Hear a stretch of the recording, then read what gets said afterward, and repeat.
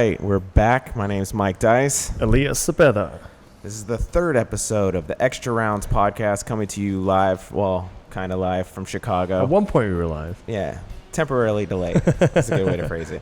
From Chicago. We're working on getting it live. We're almost there. But we have a great show. We want to break down some stuff that happened in the UFC since the last time we hosted the podcast, UFC in Salt Lake City. There was the UFC 202 conference call with Conor McGregor, so you know that was loaded with sound bites.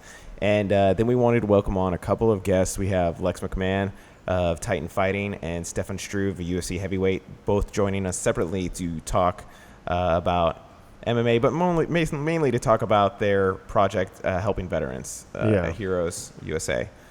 So we're looking forward to that later in the show.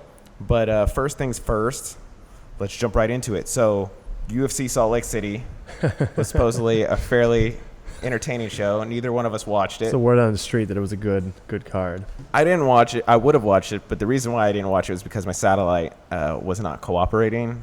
There was this stupid adapter that wouldn't work, so I missed it, and I got frustrated. The internet that we have at home is not the best, so I gave up on the live stream. Yeah, I didn't have that good of a reason. I just the weekends, the Saturdays off have been few and far between for the last 4 years.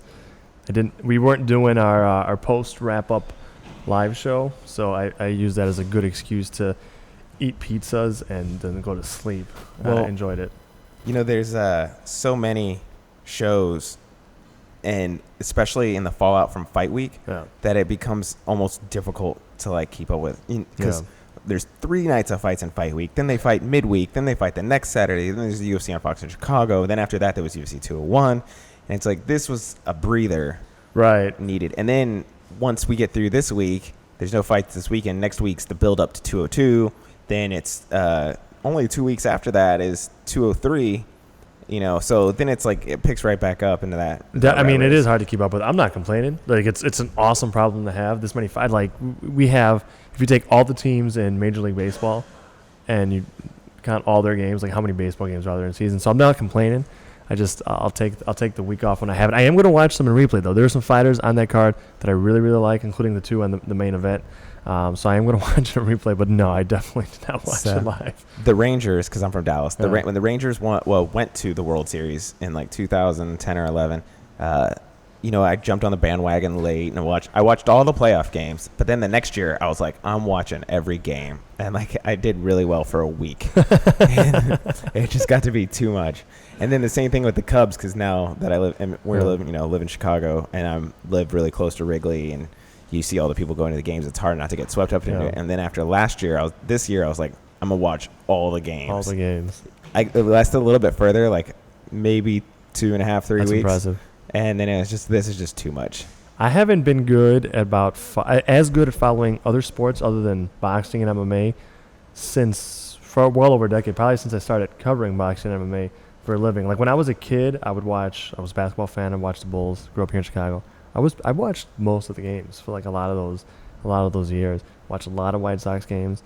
Have not been good about it since then in terms of like that frequency. There's just when you have MMA and you have boxing, it's tough to find any time. Well, see, I'm good about watching every Cowboys game, but it's like once a week. Right. Football's easier. So you got one team that's your favorite. You got 16 games. Yeah, no, that's doable. With MMA, I think that's doable more often than not because it's 1 week, 1 week or 1 day a week. Right. And most often than not, it's 3 days a month. Yeah. Unless for UFC cards, then you have Bellator and stuff sprinkled in. And sometimes they have multiple events in a month, which really makes things crazy. Like June, they had 2 events, I think, in back-to-back weeks.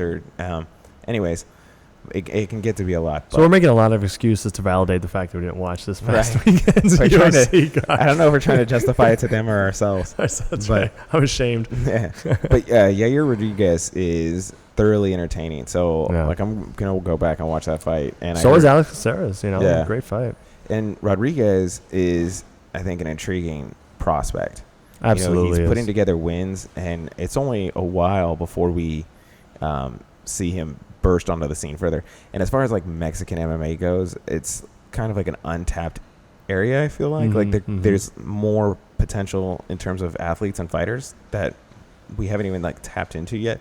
You have big names like Kane or Henry Cejudo, but they're I think, more viewed as American. Right. Because they grew up here. Yeah, right. Yeah. Rodriguez lives in Chicago now, but he's Mexican. He was from Mexico. Yeah. Yeah, he was on Latin America Ultimate Fighter and all that. So.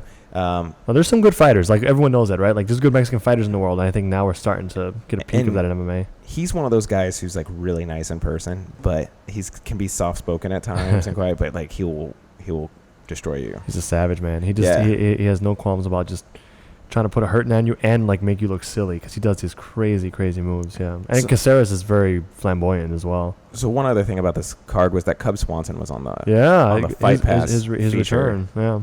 What are your thoughts on, like, someone like Cub Swanson being put on the Fight Pass feature prelim? I get this feeling that the UFC is trying to put really high caliber, well-known guys and gals high up, or if not the quote-unquote main event of Fight Pass cards, because they want to sell more Fight Pass subscriptions. So there's less eyeballs on them, but it might entice people to want to buy it. And I say all that to say that I think, although it on its surface seems like a disrespect, right? Like, that's it might be a disrespect to guys like him or Joe Lozon or Jim Miller or Takanori Gomi or Uriah Faber. I think in another sense it's a respect to them as well, because it's a nod that they may be a big enough name, exciting enough fighter to entice people to pay for a subscription to something.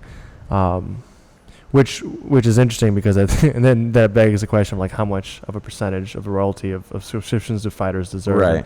I don't know that they get any of that, but yeah, no. So it's an interesting thing. I think Cub Swanson is a great fighter. You wouldn't expect to see him there, but hopefully he got a few people to sign up for a Fight Pass because of it. So you think that it just needs to be a change in perception from the fighters' viewpoint, not necessarily the fans' viewpoint, that the fighters need to embrace it more because they're being viewed as the guy, even though they're in a prelim card. Yeah, I mean, I could see where they wouldn't want to. I think they could choose to see the upside of it if they want. But yeah, it's tough, because if you're trying to argue to sponsors, and it's really hard to argue to get sponsorship now if you're a UFC fighter, because you're not allowed to represent them in Fight Week, you want to at least be able to tell them, I got exposed, my fights get exposed to this many viewers, and Fight Pass, as successful as it may or may not be, is not going to be at the same level as cable or pay-per-view for the most part, or even like Big Fox, certainly. So I can see why some of them wouldn't like it. Some fighters are all on board, like, or at least publicly. They're like, yeah, I don't care. That's great. I don't care how many. I remember we talked to Joe Lozon before his last fight, and he was on Fight Pass UFC 200. I was like, I don't care where I'm on. And when you're approaching the fight, obviously you have to think that, because you have to care about the person who's trying to beat you, and you have to focus on that. But other fighters openly complain about it, so I wouldn't tell them they need to get over it, because they know more about what's valuable to them than I do. But there's a possible upside to it. But yeah, if you're being used to sell subscriptions to something, you should also have some piece of that something as well. So the other big notable event before we move on, Court McGee getting a huge pop in front of the Salt Lake City crowd. That's awesome. Utah native. Again, I couldn't watch the fight because of the cable or satellite, but you saw the videos, people tweeting out and whatnot, which was good to see. He's somebody who has, like, a really interesting story. Definitely does. And fascinates me outside of the cage. His battle with sobriety, and of course that's one that I identify with. And it felt good to see him get, like, that kind of response from his own crowd. Especially in large part probably because it has to do with because people know a little bit about his story, and so to see people support one another because of struggles that they know they've gone through, that's awesome. Right. So let's shift gears, because the next 2 weeks are going to be all about Conor McGregor and Nate Diaz. Yeah. Were you on the UFC 202 call? No, I knew you were going to be on it. I jetted out of here after we were doing some work, I know, last week. So I let you cover it. But I heard some snippets. I know you got some more for us. I want to hear more of it. Yeah. Let's run down the clip. So first of all, Nate made his prediction. Or not Nate, I should say. Conor made his prediction. He's been known to make predictions. And I think he predicted a first-round knockout of Nate Diaz in their last fight. Did he? Yeah, I forget now. Now he's going for what? I'll play we got the audio. Here we go. Damon Martin at Fox Sports asked the question. So credit to him. Yeah, I think I just got into that, just saying I was going to stop the guy in the foot. And if I really looked at it, I thought, he has a solid chin. He's durable, very experienced. He has the size and the weight on me. I think that was the wrong thing to go in expecting the first round, and I did go out to KO him in the first round. Nobody can say that. I marched forward and backed him up against the fence and peed off on his head. I did what I said I would do, but respect to him, he stuck it out. He was durable. He was experienced. He weathered the storm. But this time I will be. I'm still going to march forward. I'm still going to press him. I'm still going to bust him. There's just going to be a lot more in my tank. I'm going to be a lot more prepared for a man that can stay in there with me. So. But even still, I struggle to give him past round 3. If I was to make a prediction, which I will right now, I believe I will repay the favor and KO him inside the second round. So there you have it. Yeah. Second round knockout. That's I liked hearing from Conor in that way. I think he gave his opponent respect, and obviously he's got to be confident. And I can kind of see where he's coming from. I think there's two trains of thoughts for kind of prognosticating with this fight. One, you could think, hey, this is kind of a bad matchup for Conor. He's a little too small, and Nate's a little too durable, and Nate can touch him up just as much as he can get touched, and then he has the advantage on the ground. So it'll probably be Nate. But there's another way you can think about this, which is how many more big shots can Nate Diaz take? He's been taking them since he was a teenager at the professional level.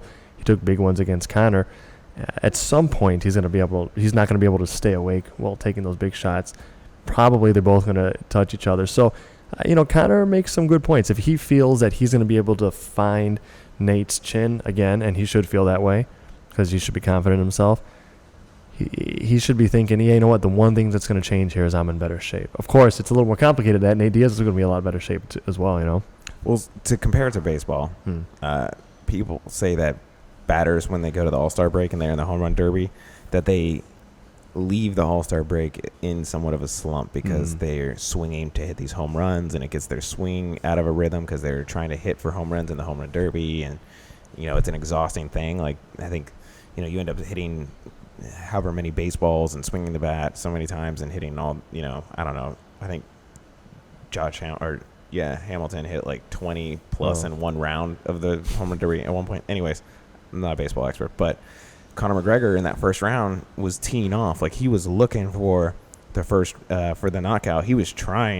actively trying to finish it in the first round at UFC 196, and he wasn't, and he was swinging for the uppercut, and that's what he was looking for, and he tired himself out, like the old rope-a-dope kind of, but Diaz wasn't necessarily going with the rope-a-dope. Conor just let him have it, but and you mentioned that after in the post-fight press conference, the managing energy, and it'll be interesting to see how Conor McGregor makes an adjustment so that he can still look for the knockout without tiring himself out like he did in the first fight. When he fought Aldo, it was all about drawing him into a trap, and then creating the shot, using his movement to create the shot that would get him the win. And that's what happened on the first exchange. Like he said, he's going to come in, I'm not going to be there, I'm going to counter, and that's what's going to do it. And that's how he won the fight. But like, he went actively hunting for the knockout, and that tired himself out. So it'll be interesting to see if he manages his energy, and if he can, then he certainly has a chance to knock him out in the second round. I think. Will it happen? I'm not quite as sure that it will. And the longer the fight goes on, the more the odds swing Diaz's way. Like, Conor, has he ever been in a fight that's lasted longer than 3 rounds? He's only been to, I think he's only maybe had a 3-round. Maybe early in his career before his UFC. I'm not sure. I'd have to look it up. The only 3-round fight he's had in the UFC was Max Holloway, and it was because he tore his ACL. Right. And, but I mean, he's not accustomed to going that deep. At least I don't think. No, certainly not as accustomed as Nate Diaz is. Who's gone 5 championship rounds. I mean, he's gone the distance many a time. Right. And so it's an interesting matchup to see. Conor definitely has the incentive to try and finish it early. I think you're right. I think he's talking about himself as like, I'm going to out endurance Nate Diaz, and I don't know that anyone's going to.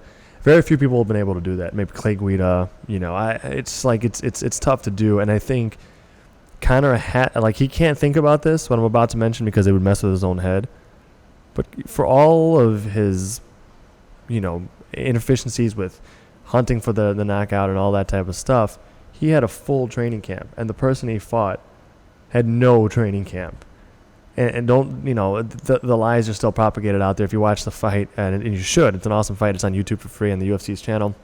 You still hear, hey, Nate Diaz is training for a triathlon. Nate Diaz was not training for a triathlon. And even if he was, it's not a fight. It's different. He was vacationing in Mexico. Yeah, and he told that to Dana White to assure him that he could still do the fight. So Nate Diaz outconditioned Conor McGregor, who had been in camp for probably 3 months on no training camp and a few days' notice. That's kind of crazy. Now Nate Diaz is certainly going to be in better shape as well. And I think that'll embolden him to come out a little faster as well. So it'll be an interesting thing if Conor's going to be a little bit more efficient. Maybe that'll mean he'll sit back a little bit more. Now, Nate might come at him a little bit more too. It'll be interesting. Conor's a great counter striker. But yeah, I think it could be a very similar fight, but it could also end up being a very different fight for any number of reasons. It's kind of crazy. Yeah, it'll be interesting to see. The other thing that plays a factor as far as the conditioning goes is that McGregor is used to fighting so much lighter. Yeah. So carrying that weight, yeah, the weight process is a bad thing for the body to go through, but at the same time you're carrying less weight. Right, and you're going through that, and even though you put on that weight before the fight, it's just a different process than just being walking into a fight at your walking weight. It'll be very interesting. You're right. You bring up a good point, Mike. I mean, I was inclined to say, hey, listen, you didn't have to cut weight. You should have a lot more energy. However, 170 may be a bit more than not cutting weight for Conor McGregor. Maybe it means he doesn't have to diet that much leading into it as well. And so, although he may have more energy, maybe it's just he's not used to moving around all that meat on fight night. So it'll be really curious to see what he does. We know, although Nate Diaz is not really a welterweight, he's fought there and he didn't look tired, when he fought there against great competition like Rory McDonald. Rory beat him pretty good, but Nate didn't gas out or anything. So I agree with you that the longer it goes, the more it would seem to favor Nate Diaz. So for all Conor's talk about, I'm going to be patient, I think he's very aware that he still should probably have to get it done quick. And moving on to the next quote from Conor McGregor. What we got from here? He was asked by MMA junkies. I can't remember exactly who. It was a MMA junkie reporter. He was asked, Mr. Junkie? Did Mr. Junkie ask Mr. Junkie. Okay. He asked if Conor McGregor, if he were to win the fight, if he would grant Nate Diaz a trilogy. And so the clip that I have is Conor's answer, and then he kind of directs the question to Diaz, who gives his opinion on it as well. So we have both of that in here. 100%. Of course. Awesome. Maybe not straight away, but most certainly this will be a trilogy fight. Me and the boy have something, and it ain't finished yet. Nate, same question to you. If you can't get the job done at UFC 202, would you like an immediate rematch instead of a trilogy fight with Conor? Who wouldn't want a rematch with somebody who beat him? And that's that. I love it. I love it from both guys. Conor doing the right thing and saying, yeah, even if I get this, I should have to do it again. And Nate being like, yeah, sure. It's a win-win for Nate. No matter what happens. If he wins the second time, McGregor and him are done, and he'll always have that. Yep.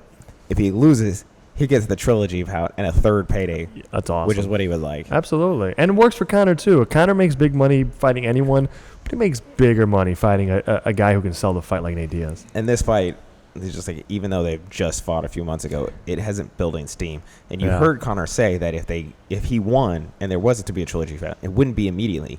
And we've heard Dana White say that Conor McGregor's next fight will be against Aldo, and he was going to make him defend the featherweight belt. Let's see. So the trilogy bout wouldn't come away, but it'd be a chip that the UFC would have to use down the road. How far down the road that is, who knows? Is it next July, during the fight week, or is it the December after that? Who knows? But it doesn't need them to be coming off of wins to be a sellable fight at this point either, right? No, this is the old bad blood. Yeah, and it's real and it's rivalry. Cool. They both really respect each other and really dislike each other, so it works. It works well, and everything's negotiable. Dana White says a lot of things. Who knows? Depending on how it ends, they could do it. They could run it back right again. The UFC doesn't usually turn down the biggest money options lately. But yeah, I mean, I feel bad for Jose Aldo and everyone else being held up. But yeah, we would see. I love hearing that from both guys. That's for all the trash talk. That's respect from both guys there. The other thing that's interesting, you mentioned them, Conor respecting him. Yeah. So one of the big things that I was wondering is, like, once this fight starts building up again, how is Conor going to be himself? You know, before he had this undefeated in the UFC thing, which was kind of like the platform or foundation for his trash talk. Now he's been beaten, and he's fighting somebody who's beaten him. So how does he alter his trash talk? And he's still doing the same Conor McGregor stuff, but he's tweaked it slightly. Yeah. So during this conference call, he was asked about the first fight or whatnot a few times, and you know, he talked a lot about where, and I think for the most part, kind of frankly, about where he fell short, which was underestimating his chin or his durability and these things. So he's still managing to find ways to talk trash, but like give Nate respect, and Nate, for his part, was giving him respect as well. You know, in most areas there was some areas where he didn't, but you know, it's been interesting to watch versus how it happened very quickly the last time. That is really interesting. I'm betting once they get in the same space, like, it'll get ugly and senseless again, maybe from Conor, and he'll just say stuff that maybe doesn't make sense.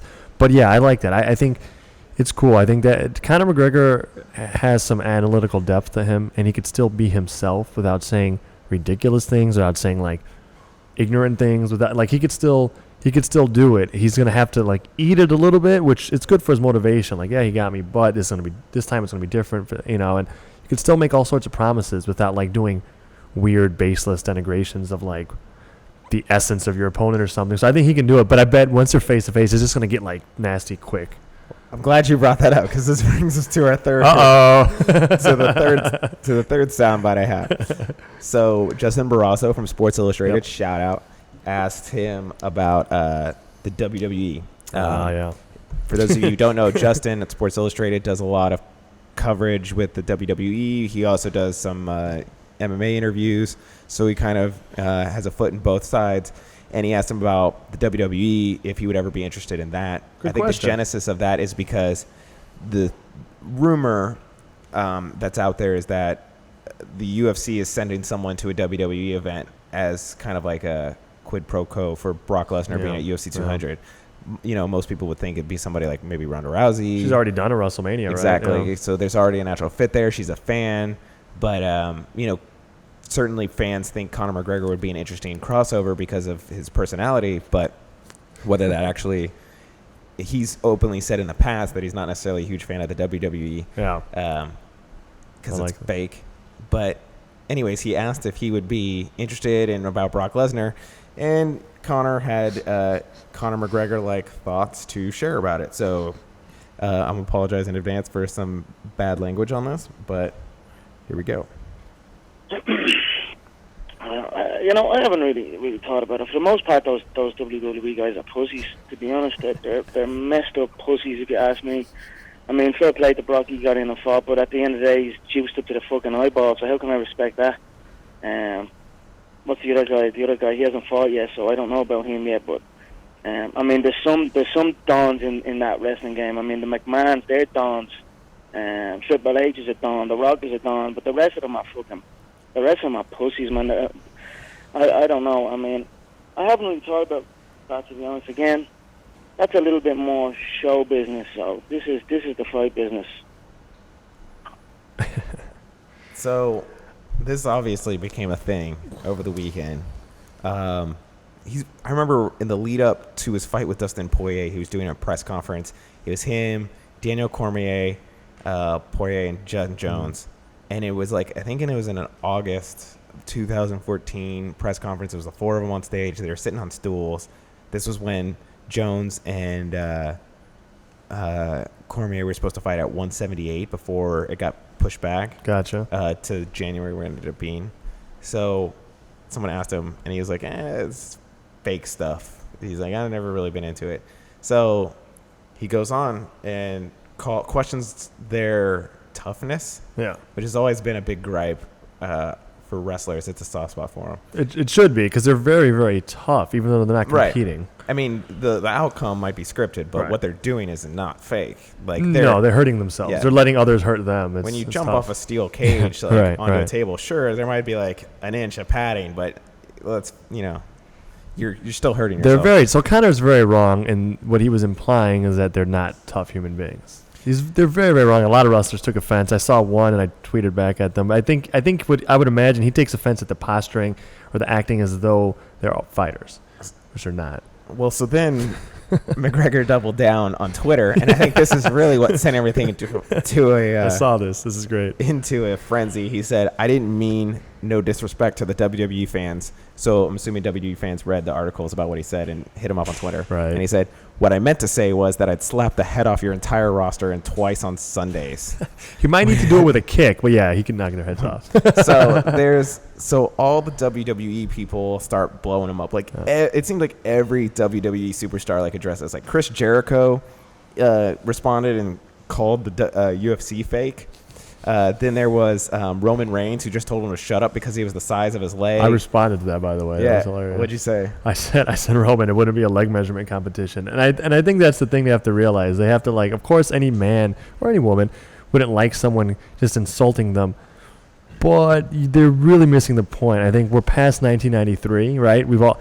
Hoist Gracie fought. We've seen this. If you know nothing of fighting, and you've not trained it, and you go against someone who has, and they're a lot smaller than you, they have a really good shot at getting you. What jiu-jitsu was developed for, is to counteract size advantage. That's why I always love seeing the videos of people fighting online, and some huge jacked bro, and he's like, "I take jiu-jitsu," and it's like, if you took jiu-jitsu, you would know that jiu-jitsu's purpose is to remove any size advantage. But anyways, I guess they think they could beat them just because they're bigger. Yeah, so a bunch of people was going at him on Twitter about it. Maybe more notable, Kurt Angle, Ric Flair.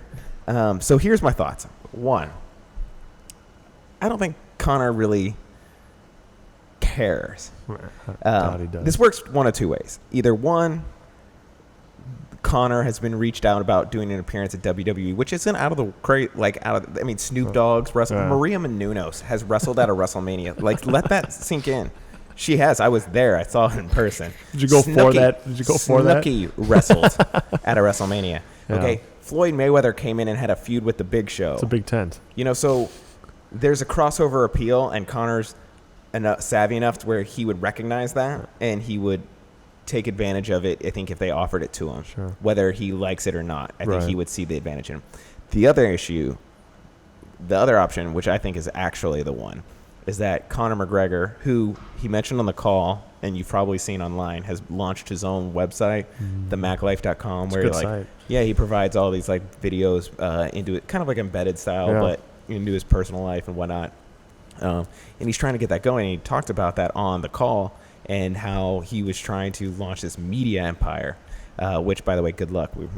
But anyways, that's another story. It's harder than it looks. Right. So anyways, he noticed that the WWE fans were upset about the comment. Yeah. He sends out the tweet to really rile them up. And then all these WWE superstars. I think that's when most of the backlash came from the WWE superstars themselves, because back to option one, if he is showing up, he's already set himself up as a heel and has this thing going. Anyways, absolutely. Back to option two. They all start retweeting him or tweeting at him. Have huge followings themselves. Right. So Mike Bond of MMA Junkie and Rolling Stone tweeted out that all the WWE superstars who tweeted at him had a combined total of 14.2 million Twitter followers. Good job, you Conor. don't get more free promotion than that. It's wonderful. That's wonderful. How many followers do you think he picked up, or how many? No. And the other thing is, remember the early days, the Ultimate Fighter came on after Raw, and the Raw fed into it, and there was that agreement, and the UFC tapped into the WWE fan base. WWE fans are more willing to embrace the UFC, whereas there's a larger segment of MMA fans who shun anything WWE away. It's the crossover is one direction. And it's definitely UFC towards WWE, and for the most part. And I mean, Brock Lesnar obviously brought in some crowd. But wait. It's still the direction you're talking about. Yeah, that's the direction I'm talking about. Yeah. So he's tapping into that by rolling this up. So he's trying to launch this website. Wow. He's trying to sell pay-per-views. He's trying to promote himself, and he accomplished all of that with one tweet. Yeah. And Mike Bond, who tweeted that out, the 14.2 million followers combined amongst the WWE superstars who referenced him. John Kavanaugh, who's Conor's quote, just responded to that tweet with a smiley face. And it's like, this guy, he just played you guys, and you don't even realize it. Or they realize it. Or it's a SummerSlam thing. Yeah. So, well, not a SummerSlam thing. A WWE event down the line. There's no way in hell Conor McGregor is appearing at SummerSlam, which is the day after 202. No way. No, but they'll take Conor and the UFC is so big that the WWE stars will gladly take some of their shine. Like, they're hoping, I guarantee you, Roman Reigns, Chris Jericho. I haven't watched wrestling for a long time, but when I did, Chris Jericho was in it, and I'm a big fan of his. I guarantee you they would love if Conor replied back to them or said something. Like, it goes both ways because they're all pretty big stars at this point. So it works for everyone. I think there may be some real being pissed off about it too, but I think they all very savvy. So I'm with you, man. I think that makes a lot of sense. Well, Ric Flair. What did Ric Flair say? I didn't see that. Really upset. So Ric Flair was first. He's responded in several tweets. Hold on, let me pull it up. Yes. His first one was let's see. Okay. Oh, there's three tweets. First one was a picture of him from his famous promo back in his I want to say NWA days, where he was, the jet flying, limousine That's the WCW belt there. Yeah. Nice. So he goes, coming from a guy who built a career copying my persona, I expected the type of class we got from Ronda Anderson.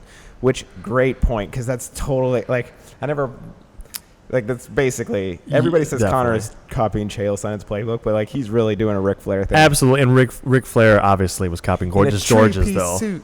100%. So Ric Flair didn't make it up either. But that's everything. Did an awesome job with and that's how everything goes in wrestling. Everybody's, it's always a recycled gimmick to some extent. So that's a good point too. But that's awesome. I like that retort from Ric Flair. So then he responds after that. After Diaz finishes you, I dare you to try guys like Dolph, Brock, or Fit, or you're welcome for your gimmick. And then he tweeted out after that, if anyone doubts whether or not Dolph could tie Conor in a knot, do yourself a favor and Google his accomplishments. He's talking about his Dolph Ziggler if you don't watch wrestling. But he wrestled collegiately at Kent State and was very successful as a collegiate wrestler. He said, I know he set a bunch of wrestling records at the school. I don't know necessarily how his accomplishments lined up in the grand scheme of things. I don't remember. I know I've read an interview where he's talked about it before, but I don't remember the details of what it is. But I know he was really successful. So, yeah, there's that element. That's cool. I mean, to his credit, it's funny that Ric Flair's chastising someone for not being classy, but because it's not as if he didn't, as part of his shtick was not talking a lot of trash about people. So I bet he appreciates it. All I can keep thinking is Ric Flair being like, I spent more money on spilt liquor in a year than you made. And it's just I just want to see Conor McGregor. I really want to see him bust out that line. I could totally see him. That'd be awesome. Chael Sonnen would steal stuff from wrestlers, so verbatim. So it would be funny if he could. But, Ric Flair brings a good point. Ric Flair, I think, not to the level of guys like Dolph that you're mentioning, or obviously Brock Lesnar. But, Ric Flair wrestled. He learned how to wrestle as an amateur. So he's pointing out, listen, because Ric Flair's a fan of the UFC. He's at a lot of events. Right. He's pointing out, listen, there's real competitors in here as well. So that is a very fair point. Real people with real experience in combat sports. Exactly. And wrestling, we've seen, has become a pillar of course. MMA. Absolutely. So Conor McGregor would have some trouble with a high level heavyweight wrestler for sure. NCAA wrestler. Yeah. But even someone like Daniel Bryan. He trains and all that.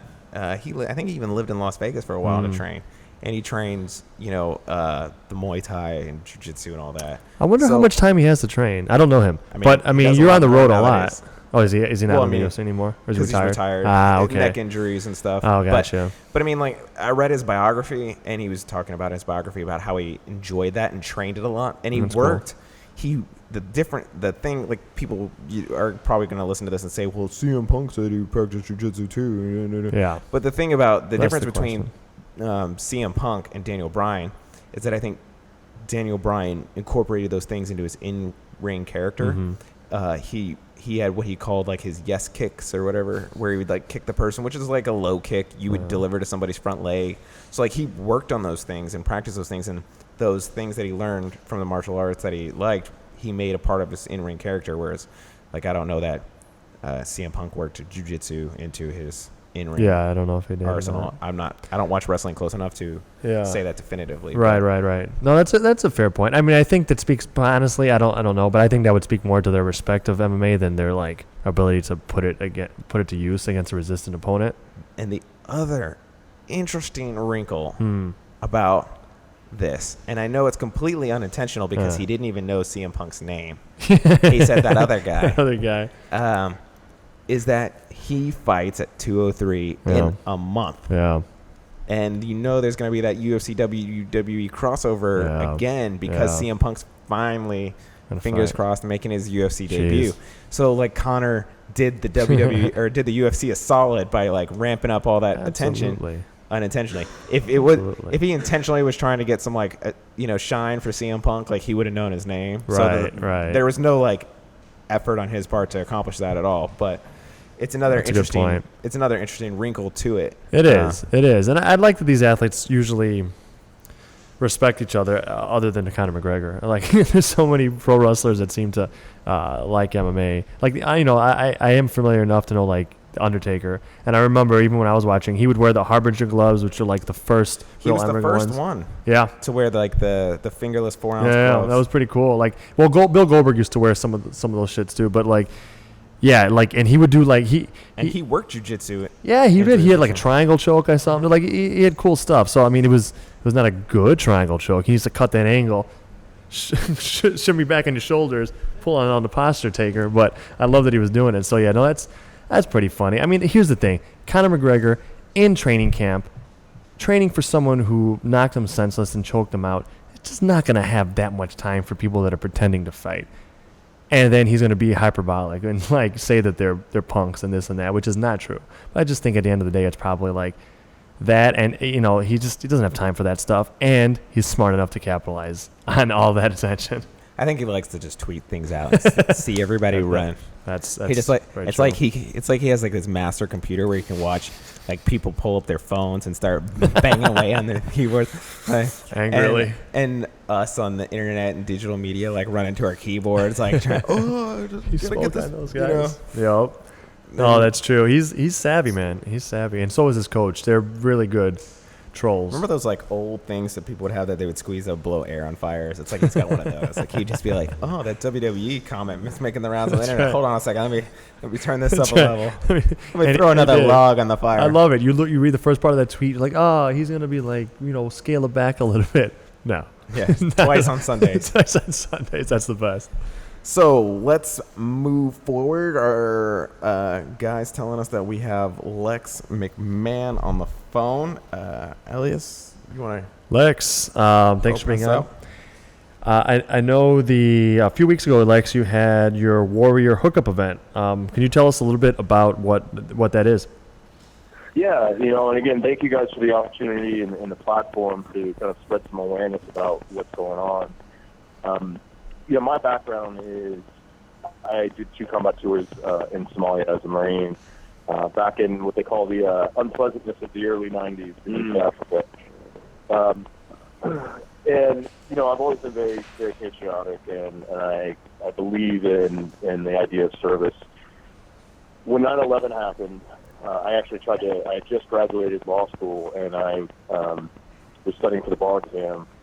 And I actually tried to go back into the military because I wanted to serve. And unfortunately, I had been diagnosed with a degenerative eye disease, so they wouldn't let me re-enlist. So I made the decision at that point that I was going to, find a way to serve in some capacity. So I've done a lot over the years, but probably about 5 years ago, I met a gentleman by the name of Lee Stuckey, Lee is now an active duty Marine Corps major. He was a sergeant in Fallujah, then became a captain, and went over to Afghanistan. So he's done combat tours everywhere. He was blown up and suffered traumatic brain injury, and watched a lot of his Marines die over the course of his tours. And finally, I think when he came home from Afghanistan the last time, he was kind of at his breaking point, and he had a bottle of whiskey, and he had his phone sitting on the table, and he had a 45 in his mouth, and he was pulling the trigger, and he was done. Right at that moment, his phone rang, and it said across the screen, "Mama." And so he put the gun down, picked up the phone, started crying, explained to his mom what he was about to do. And she had him come home. They lived in rural Alabama, and she brought him home. He spent time hunting, going fishing, but he did that with veterans, that lived in the area. And that experience was really cathartic to him. He said, well, wait a minute. If I'm a Marine, at the time he was a captain, if I'm a Marine Corps captain, and I'm having all these issues, and this type of treatment, for lack of a better terms, or therapy, was really helpful to me, maybe it'll be helpful to other people. So he founded a HERO, which is America's Heroes Enjoying Recreation and Outdoors. He asked me to get involved, so I became a board member. And the premise of really what we do is we take guys that are similarly situated and put them in a really fun environment and try to facilitate kind of peer-to-peer therapy. A lot of people who, let's be honest, like 1% of the population serves.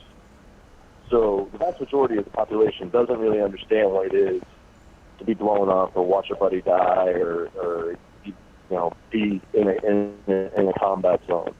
So they can be empathetic to the fact that someone's experienced that, but they really don't understand it. But if you put other people who have together, guys begin to open up as they're dealing with stress because somebody understands it. And so the idea is we put them in a fun environment like fishing, and a lot of times we bring kind of celebrity guests in to make it even more fun for them.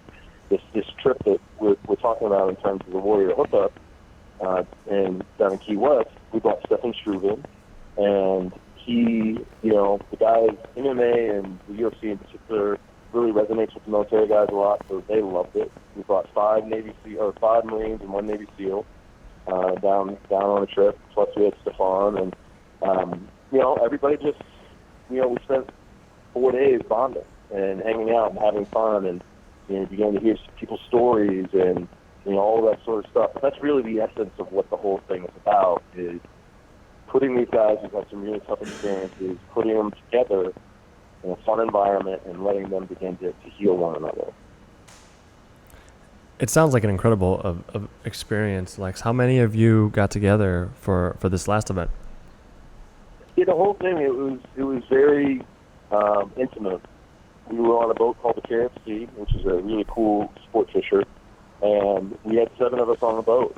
And that was the week. Over the years since ABO was founded, we've had over 800 veterans come through to various events, whether it be, with Stephen Thompson, one of the board, we took a group of veterans to South Africa to go hunting.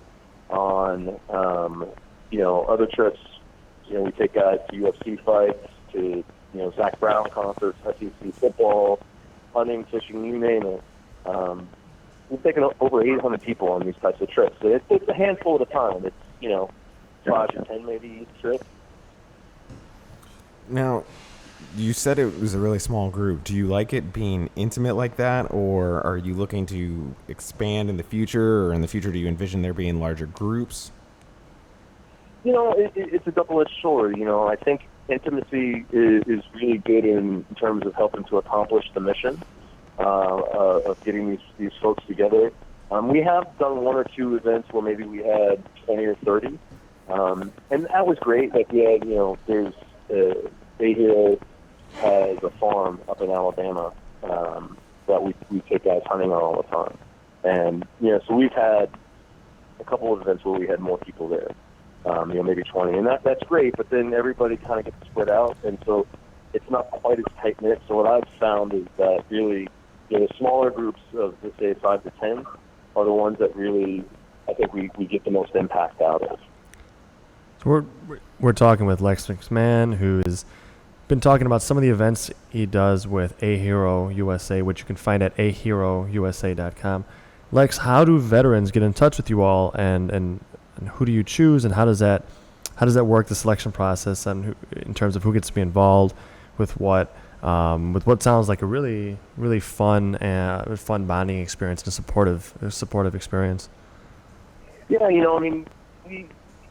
I kind of joke around, there's the military mafia. Like, we only represent about 1% of the population, but we are pretty tight-knit. And so we, have forums and websites and all of that to kind of reach out.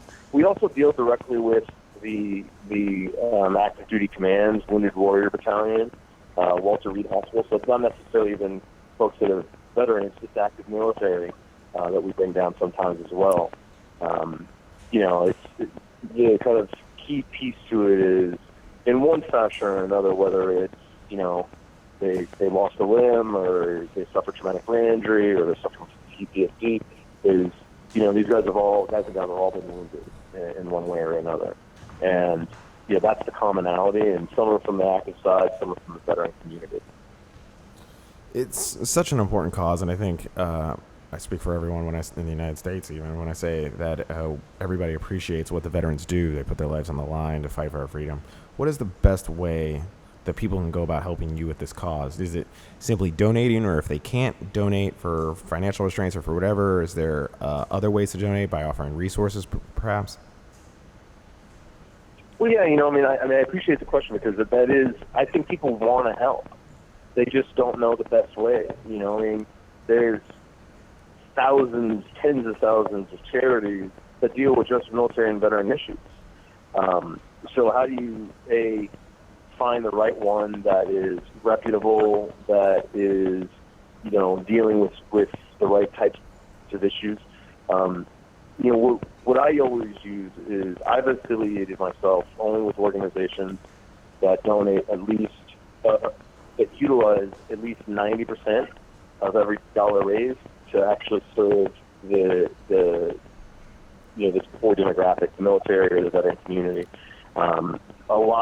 There are, unfortunately, quite a few organizations out there that are pretty high profile that, take exorbitant salaries for their executive officers, and, only 30 to 40% of every dollar raised goes to actually benefiting those who it's intended to. So, my personal litmus test is I look to organizations like A Hero, where the team is all volunteer-based, and, in A Hero sense, I think it's 94% of every dollar raised goes to helping, fund these events and helping us fulfill the mission. So I think that's one thing. People should look to organizations that have that sort of outlook. Specifically, helping A Hero, there's a lot of ways. We've got this great community of folks who support us by donating, but we also have a lot of companies that get involved. This last trip, which was, this fishing trip, we had Salt Armor, who was amazing. It's a great fishing performance clothing company. They donated lots of clothes and hats and all that sort of stuff for the guys to wear, fully outfitted the guys. And then we had Skeleton Optics, who is a premium sunglass company geared towards the adventure outdoors enthusiasts. And they've got, really high-end sunglasses with Zeiss polarized lenses, so they're, top of the line. And the owner is a Marine, so he outfitted everybody with glasses and took amazing care of us. So companies, I think, can get involved like that by donating, some of their products, because that's great for the guys.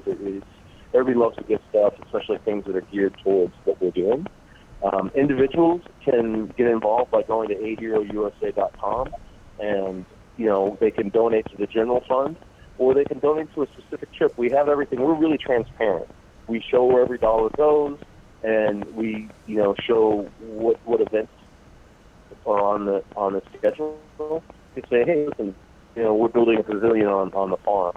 I want to support that, so you can donate to that cause. Or, hey, I want to send guys to Pensacola to the next A Hero Warrior hookup in August, so they can donate that way. Yeah, Lex, thanks so much for being on. Appreciate the time. And yeah, thank you so much for taking the time out to talk to us. Thank you guys so much. Awesome. Yeah, I like that. Lex McMahon is a busy dude.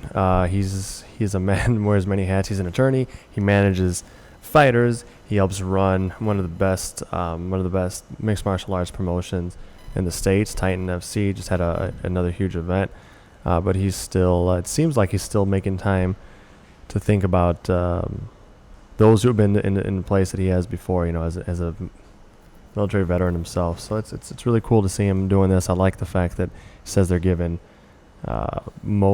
just about all of the cents to the dollar, which is a good thing, and it's cool. It's cool to see him getting fighters involved. I know, like he said, Stefan Struve was involved in this last one. We're gonna have Stefan on it in a moment, but yeah, it was real cool to hear from him. And once again, that was aherousa.com. You can go there to donate and see all the projects he was talking about. He was talking about being transparent, which I thought was kind of a cool thing too. And I think the peer-to-peer mentoring that he talked about, I think that's really important, and people don't understand that if you've never been necessarily in a situation to understand that. I have not been in the situation that these veterans have, but I've been in peer-to-peer assistance programs before. Makes a difference. Yeah, it does. I mean, to be able to talk to somebody who understands what you're going through or what you're dealing with, there's just a different level of connection than somebody who doesn't know and is telling you what to do. I guess the best way to describe it is in high school when we had one of the football coaches, he had to fill in for a hockey coach. At the end of the third period, he was like, "One more quarter, guys." And I was like, "No, man, that's not how it works." But there's just like, if you understand what the person's been through and what worked for you to get over it, like you can, and that's the way it is on all things in life. If somebody understands your perspective, they can give you advice better. And so I think it's an important cause, and it's great that he's doing things to help those people, and as a veteran himself, and that mixed martial artists are stepping up to try and help as well, which I think it's a good cause, and everybody should go online and check it out. So I'm getting the signal that we have Stefan on the phone. All right. You there? Yep. Stefan, I believe he's on. So we're joined now by Stefan Struve, UFC heavyweight, who's coming off of a huge and quick KO win over Antonio Silva, former heavyweight title challenger. Stefan, thanks so much for taking time to be on with us, man. Yeah, no problem. So the first thing we wanted to chat with you about, we were just talking with Lex McMahon about A Hero USA, the last event they put on, which you were a part of, the Warrior Hookup. You got to do some fishing and hang out with some veterans, military personnel. What was the experience like for you? And is this the first time you've done something like that with veterans? I didn't do anything like that before with, taking the guys out from the military. It was a great experience. It was a great thing to just hang out with them and see them get happier and happier during those 4 days and just have a great time, and give back a little like that. And I'm really hoping that I get to do more of that in the future. And A Hero USA does do a lot of events throughout the year, so we'll definitely stay in abreast of those and keep our listeners apprised of all that. Now, Stefan, I'm kind of curious, when you were out there on the water, was there a lot of talking, or was it just more about hanging out together and having a good time? I know Lex was saying that this type of hanging out can be therapeutic. Did you do a lot of talking, or was it just nice to be there relaxing with the guys? Yeah, for sure. There was doing. I didn't really want to ask them too much. I was like, if they want to talk about certain things, then I'll just have them start about it. And for the rest, I'll just hang out with them and just be myself. I told them, I'm nobody special. I can fight a bit, but I'm here to hang out with you guys and just have a great time. And enjoy your guys' company. And it worked out really good. I think the guys got a lot out of it. That's awesome. Now, I wanted to switch over to your career. From afar, Stefan, it's really been amazing to watch you over the past few years. Now, you've always been entertaining to watch, exciting, a battler, but over the past few years, you've gone through so many struggles, just health scares, points where you were told you weren't ever going to be able to fight again, proving them wrong, coming back, having so many setbacks beyond that. I can't even imagine what it's been like for you psychologically, the stress, physically, to have to go through so much to come back time and again. Now you finally got back in there and got another win. Specifically, I got a couple wins actually. This last one was huge. Now I read another interview recently where you said you felt like you needed this last win, this fight over Antonio Silva. Talk a little bit about that, if you would. Obviously, you needed the win. It's what you do for a living, right? You're a young man. This is how you make money, so it's good financially. But was it also something emotionally and psychologically that you felt you needed after so much struggling? Yeah, for sure. And I've been with the Brazilians for a year and a half now, and I see what we do in the gym, and I know what I can do. But after all that happened, Scott, it left a really big dent, and we have to get me back on track. And you can beat the best in the world because I already knocked out the champ. Simple as that.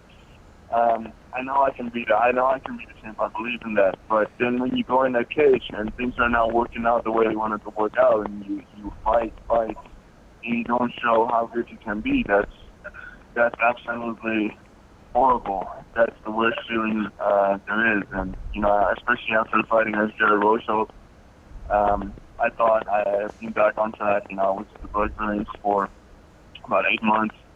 I had a great training camp, but then you deliver a fight like that, and I just wanted to smash my ass through a wall after that fight. That's how I felt, and I didn't know what to do with myself. The coaches told me, don't worry about it too much. We see what you're doing, and it's been a hard time for you the last couple of years. Just believe in the process, and you'll get there. And then you go into the cage in Rotterdam, in my home country, and you smash guy within 15 seconds with, a ferocious combination we've trained over and over again, and it was just perfect. And I really feel I needed that feeling again. Because for a long time, I really didn't enjoy doing this anymore, and I really questioned why I was still doing it, but there was always something that kept me going. And then, you win in that passion, and you really feel why you do that. And that's the way, how you feel around that fight and then winning and everything, you feel so alive. There's so much energy, and that's why you do it for those experiences.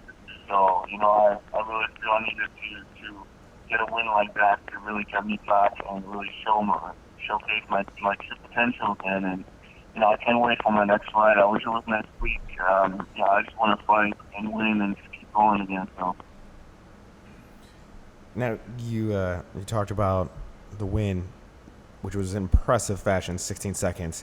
Here's a person who's been training months, weeks to fight you, to take your head off. What is it like to go in and then knock that person out in 16 seconds? I believe you never know how fast things can go. I didn't think the fight would go that fast. I did believe that I would knock him out in the first round. I know I had everything to put him down in the first round, but the same thing goes for my fight with Rosho. The same thing goes for my fight with Nogueira. I was convinced I would put them away in the first round, but then things didn't go the way we wanted to go. And then when you finally pull that off in front of 11,000 people in your home country and everybody's just going crazy, it's indescribable. It's the best feeling in the world. And you talked about the crowd going crazy. It was in front of your hometown crowd. You didn't really get much time in front of them inside the cage, but you got a very impressive win. Is that an ideal result for you? Yeah, for sure. It was always one of my wishes to fight for the UFC in my home country. And I wasn't sure if that was ever going to happen. And then, after being out for a long time, you're not sure if you can come back to fight. And, you do a couple fights, and it's not what it should be, and you're not at the level where you should be, and then you get back. You finally get the fight in front of your own crowd, in front of family and friends, and then you put the guy out in 15, 16 seconds. That's just absolutely amazing. Stefan, you're a proud Dutchman. You're a high-level fighter, have been for a long time. Got to ask you, what's the development been like in your home country in terms of the acceptance and popularity of MMA? I'm very curious. I'm going to Europe for the first time in a couple months, hopefully going to Holland. I've met coaches from there, fighters from there. I've never been there. Now that you've gotten to fight on the big stage in your home, what's the development you've seen there in terms of acceptance of the sport? It's growing and getting better. Holland, people, a lot of people didn't really know what to think of it, but now they see that it really is a sport. And, some people like it, some don't, and you always keep that. Some people like soccer, others don't. Some people like football, others don't, simple as that. But there is a huge fan base in Holland for fights. We have a huge history, as everybody, knows, not only for kickboxing, but for MMA. Like, even 10, 15 years ago, we had huge events in Holland with 10 to 15,000 people in attendance. So, especially now that the sport's cleaned up, also in Holland, it's going to make big steps. And, the UFC was already talking about coming back next year. There's like the crowd and everything, and Holland is a great place to be for us. And it was one of the best fights they did in Europe for a while. So. Now, if memory serves me correctly, you've been pretty vocal about the Brock Lesnar situation surrounding UFC 200, which has kind of died down now. But now that things have settled down, what is your takeaway from that whole situation, saga, scenario? The only reason I posted that is that, I can't believe that anybody would be surprised that he's using something. Just look at that guy. He's a silverback. He looks like a silverback. He was even bigger than in his first career with the UFC. But then we didn't have USADA, now we do have USADA. It was just so funny for me to see him get caught. It was so obvious. But you never know, because I don't know anything about what they use, but apparently it can get out of your system pretty fast and all that. But apparently Mr. Lesnar made a mistake somewhere and miscalculated and got caught. So, he comes in, gets a huge payday, cheats, and, and you get paid, but his legacy in MMA is worth nothing now. You won a belt, but back then he was also injured 100%. It's just one big lie to me, and it was just funny for me to see him get caught. And Mark Hunt, who fought him, has been very angry and open about his anger online and via his social media accounts. You, as someone who didn't fight Lesnar but still compete in the UFC, does it anger you as well? Well, I didn't fight him. I would be pissed off too if they catch him before the fight and then he gets to fight me. And we're fighting, I think he was close to 300 pounds unjuiced. And, his fighting style is based on strength and power. And, the stuff he used, that they'll give you a lot more power. So to have that guy on top of you in the octagon, you could have hurt him really bad, and I'd definitely be pissed off with that situation too. And I think that's one of the things USADA can improve in. If they catch guys with a test before the fight, maybe get their full tracksuit so you don't have situations like this come up.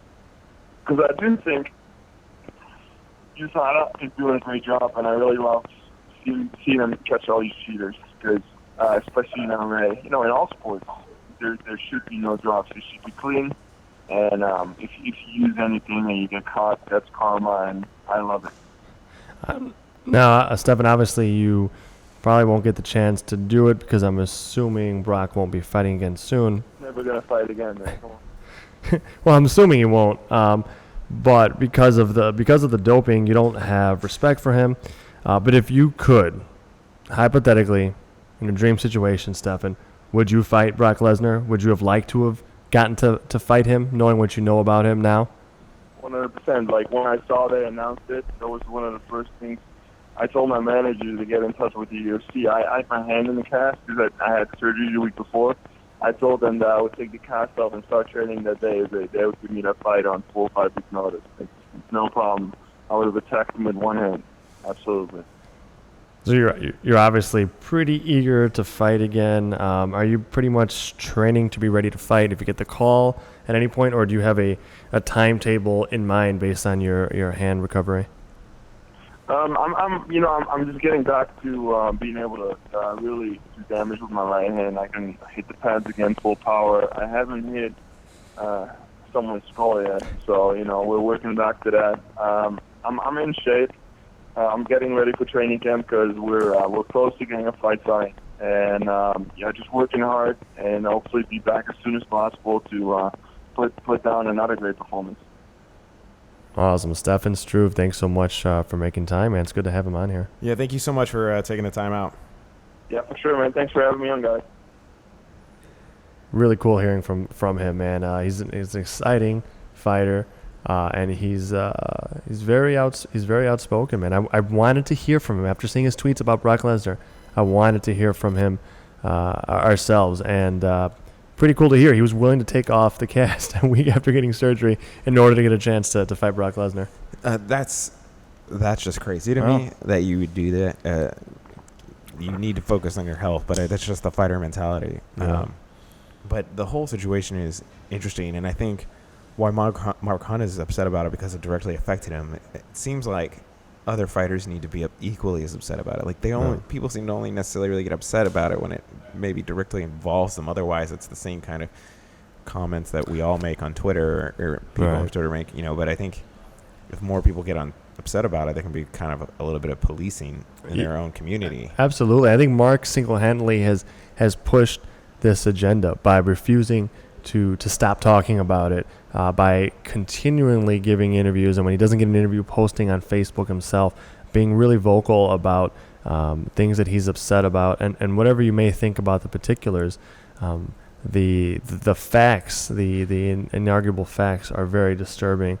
That once again someone was tested for a UFC fight, once again drug tested before a fight, once again tested positive, and yet supposedly the results weren't known until afterwards. And there's a process here that is too slow to keep out people who may be doping or using other drugs of abuse in the ring. And we were at that fight, Mike, and after the press conference, Mark Hunt shuffled past me. He took bad damage. Like he's a much smaller man already, taking a fight on relatively short notice, and he was fighting an opponent that already, just by UFC fiat, was not having to go through the normal drug testing procedures that a returning athlete out of retirement was going to have to go through.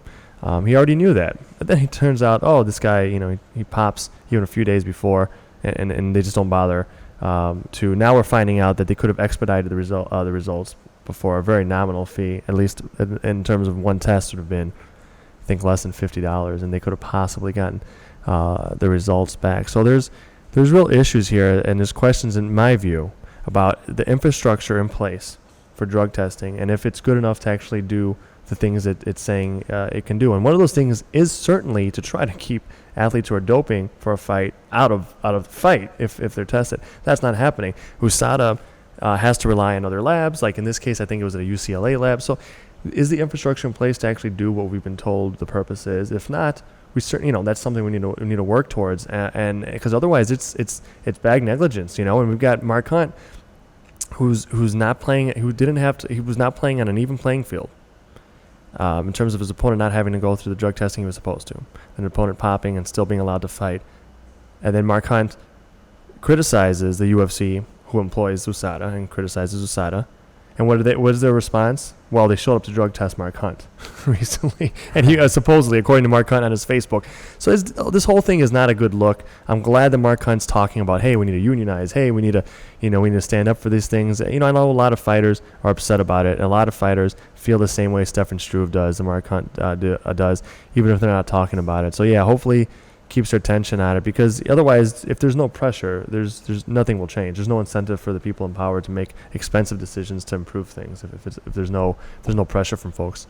So I'm at a baseball game, and this guy asks what I do, and I tell him I write about the UFC. So he gets he's a little belligerent maybe, and he's going at me about this John Jones violating the drug test and getting pulled, and Brock Lesnar violating a drug test before and not getting pulled. And this he drunk wasn't- guy is also a journalist, right? Yeah, he. I'm wrote not letting for this guy slide. Well, I don't want to. We're not gonna name him. But I don't want to give the free plug. But he's a Chicago. Like he ran a Chicago only blog. So, anyways, it got into the way you said that. Yeah, it got into. Think of like I don't know. It's just all about Chicago. But anyways, he's going off and he's asking me questions at first and trying to understand it, and then he's telling me like my opinions on it's wrong, and I'm just reporting what the UFC wants me to report. And it's like, what he failed to understand though is that the timeline for John Jones' test and Brock Lesnar's test was the same in terms of like getting the results back, and that's what's to be expected. The issue, and I tried to explain this to him, and he didn't, and I resisted the urge to tweet Mark Ramondi's story at him to be like, this is exactly what I told you 2 weeks ago, is that they have the ability to expedite it, and they don't exercise it. And I think you have to. Like, there's the John Jones test, they say it'll take 2 weeks to get back. Like, they didn't need to expedite that one. But I think Brock Lesnar is like, any drug test for any fighter a few days before, not just Brock Lesnar, but any fighter a few days before, sure. If you're going to do it, or a week before, you need to try and expedite it to get the results back. Otherwise, it's kind of pointless.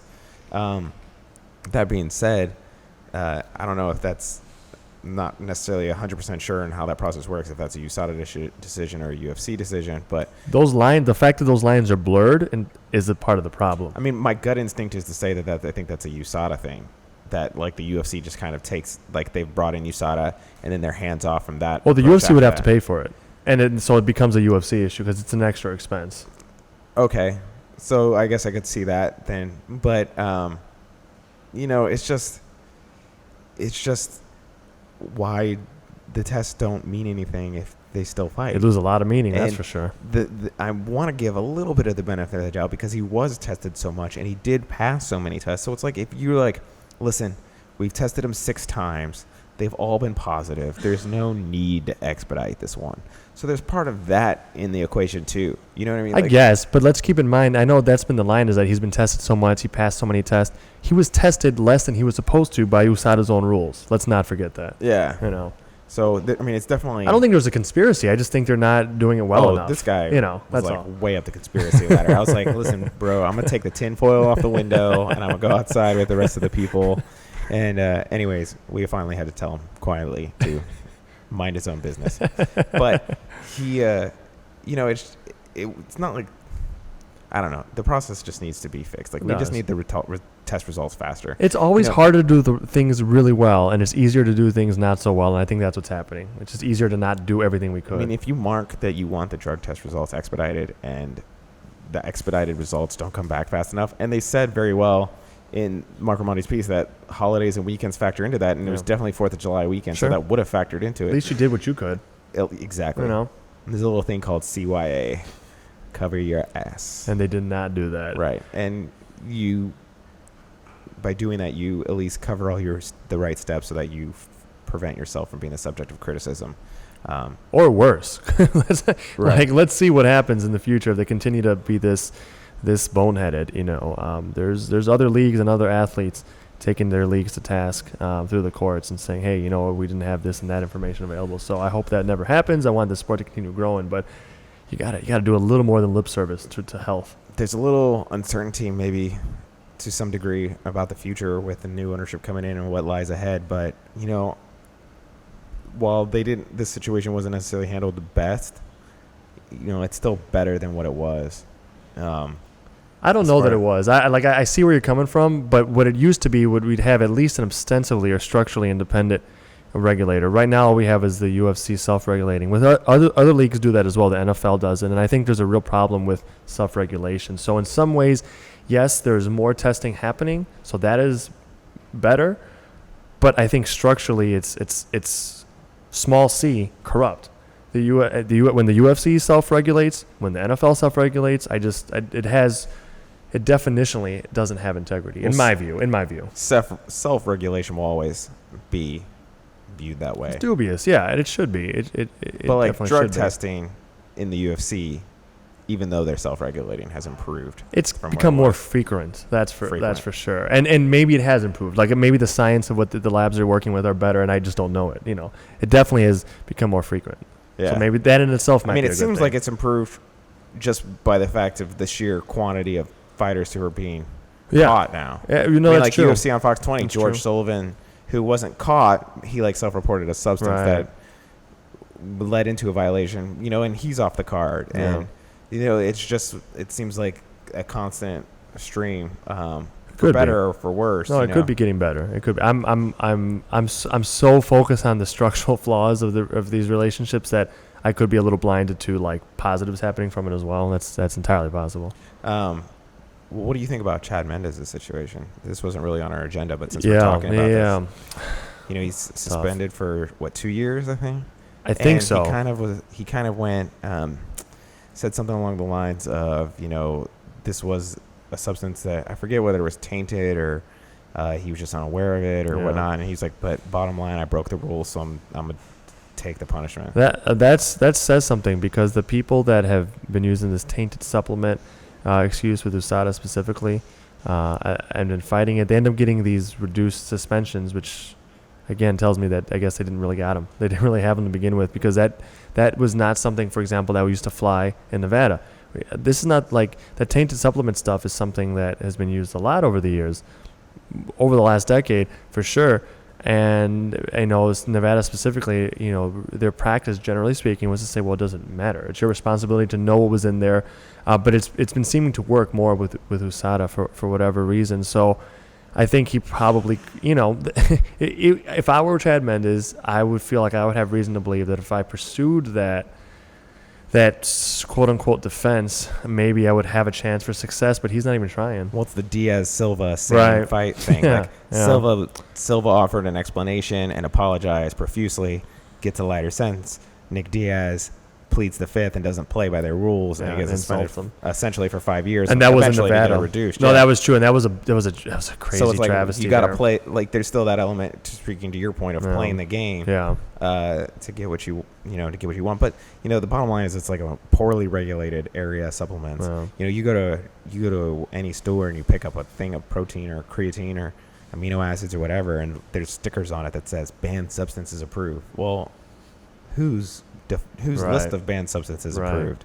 Or who's checking all this and all that? But they just can throw whatever they want on there because of the poor regulation. It is poorly regulated, and it's being used by athletes in a poorly regulated sport. So they run into a lot of problems there, and it's tough. I mean, I don't know how often that is a quote unquote legitimate excuse, even like it's an honest one. Like, hey, it was in the supplement that I used that I was able to buy at over the counter. I don't know how often that's the case. But yeah, let's assume it does happen. Let's assume every time someone said that they were just being honest. Then it's it is tricky. But the reality is these high level athletes are using more than their GNC card a lot of times. So it's a thorny, tough issue to deal with, because I think it's expected of most top level athletes culturally. At the same token, above the board, it's also a taboo in the greater culture. That's a weird paradox to have. Yeah, competition's gotten so high in all sports that people are just constantly looking for an advantage, like in every little way. Yeah. I mean, it's ridiculous. There's like a great story about breaking down how, and especially with the Olympics, this relates, like the swimsuits, how like the swimsuits allow them to glide through the water. It's just like the technology, even like, and that's a legal way of helping. Right. You gain an advantage. It's true. Which, no, I'm sorry. Well, there's just so many ways, to try and gain an advantage. Like, where do we draw the line? Yeah, too? There's stem cells stuff, that they're doing to regenerate, like that's clearly awesome and sciencey and beneficial, but it's allowed so far, right? Like, we need like this is where a board op would help, because he could give us the Jesse Pinkman drop. That's right. Science, science, bitch. But nobody's ever going to stop trying to gain a competitive advantage. No. Remember a couple years for the Super Bowl when it was like Ray Lewis was using deer antler spray or something? Like, it's just, there's just so much stuff. And we celebrate that in like silent ways, like, hey, they do anything it takes to win. Hey, guess what? That includes drugs, guys. Like, when we celebrate that ruthlessness, we'll win at all costs. That's and we definitely say, there you go. That's the message. We want faster times. You want harder hits. You want further, home runs. Like, listen, we haven't evolved as a human species that much in the last 200 years, like or the last 25 years. the last 25 years, exactly, Yeah, right. like some of these sports records are like getting smashed. Yeah, or the size of guys. You look at the offensive line of the '85 Bears. Great offensive line. They they look like linebackers nowadays. We didn't become a different species. All right, like our diet, our supplementation is improving. Don't celebrate the outcomes of that we like. And ignore the health costs, but then like make weird black sheep of people for using it. And for those who are really curious about the way the drug testing works, this isn't obviously it provides a lot of answers, but the Mac Life, Conor McGregor's media empire that he's recently launched, one of the videos he has on his thing is a video of him going through the USADA drug testing process, which is really interesting. He shows them showing up. They actually show up at his home, and he's like, we're headed to the gym. Can we do it there? And they said, yeah, but somebody has to ride with you. So like somebody actually rode with him in the car to the gym to, I guess, make sure there's no funny business that happens between the time they showed up and then. And then they stare at you urinate as well. Right. Which is awesome. And then, I wouldn't be able to do it. They get no sample from me. It wasn't Conor McGregor, but somebody else, like, I guess tweeted out a picture of it, and there's like or a video, or maybe it was from an embedded episode or something, I don't know. And the guy's like in the background, like looking, the USADA guy. And it's just like the most awkward thing ever. And he's just like, I wonder who they are too. Like, did he have to get like a chemistry degree to go watch people urinate? Better in college. Gosh. I mean, who knows? They could be incredibly qualified science experts, or whatever. But anyways, he goes through the process, and they hand him a package, and it's like a foam thing, and it's sealed, and he has to break the seal, and then inside's like the tubes, and the tubes are sealed, and he has to do it, and then they make him check for any defects in the tube to make sure that there's like no contamination that way or whatnot. So it's not like they're just like, hey, rinse this one out, here, you use it now. Yeah, right. So like you can make sure everything's sanitary and whatnot. And at one point, which I found really interesting about the whole thing, is Conor McGregor makes a comment, and he's like, because he's to a point flabbergasted by the intensity of making sure everything's sanitary and clean. And he says something to the effects of, the Nevada State Athletic Commission, they didn't give a F, and in typical Conor McGregor fashion. And it's just like, man, wonder what the having never gone through the two, right? What the differences are. That's it. Well, they started doing, before USADA was hired by the UFC, to like augment the drug testing that state commissions like Nevada's would do. Nevada did start in paper at least doing year-round testing, and they started showing up a little bit more. They just their resources are limited, and although they're not hired by the UFC, athletic commissions are informally tied to promoters by virtue of the revenue that the promoters bring to their state. So that's a tough thing. But yeah, so it was definitely not they didn't have the budget to get around, my understanding, to do this as much as UFC funded USADA. And when you have fighters coming from all over the world. Yeah, it's expensive. Yeah, it's crazy. Like, I wonder how much especially if you're trying to now. Do pop-up tests, and you're booking last-minute travel or something. Yeah, no, it's amazing. Like, there was a story when they showed up to test Jose Aldo before the fight with Conor McGregor and fiasco there. So yeah, that's kind of crazy. But you definitely check that video. I haven't seen. Have to watch that, because that's maybe it's the right thing to do, but man, that's intrusive as all hell. Like I would have a rule. If you're gonna watch me, you gotta hold it for me, man. Like, that's you're gonna make this weird. You gotta follow through. I'm not gonna deal with this. It's too much, man. And on that note, I think we wrap things up. We've gone a little bit longer than we normally do, but it's because we had so much fun covering. Oh yeah, I mean, I would do this for hours, but talking to the listeners, they like it. Oh yeah, I hope so. They're listening. But thank you all so much for taking the time out to listen to us. Shameless, selfless plug here. Oh yeah. Please go to iTunes or Google Play and make sure to rate the podcast 5 stars preferably, and please leave a review. It's much appreciated. Next week we got some interviews lined up. We're going to have Anthony Johnson, Glover Teixeira joining us. They fight at UFC 202 alongside Conor McGregor and Elias. So we have those two guests lined up for sure, so you can count on those coming next week. Other than that, thanks for tuning in, and make sure to subscribe.